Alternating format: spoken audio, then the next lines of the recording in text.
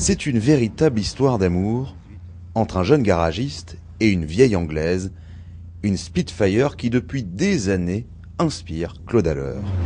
J'ai commencé à trouver cette voiture un peu par hasard sur Paris. Voilà.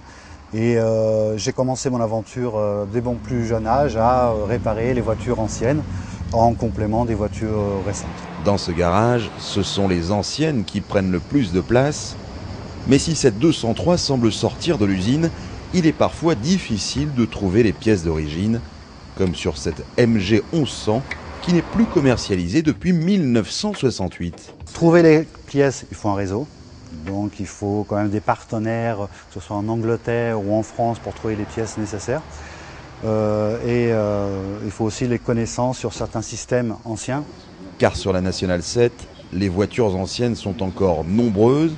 Et comme à la grande époque, il est difficile de descendre de Paris à Menton sans rencontrer de problème mécanique. Là par exemple, un problème de pompe, une pompe un peu spécifique, les premières pompes à injection essence de l'époque, les pompes Kugel-Fischer, donc des problèmes de pollution, de fumée et puis de consommation.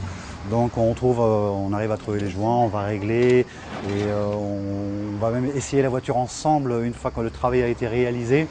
Donc c'est quand même très appréciable.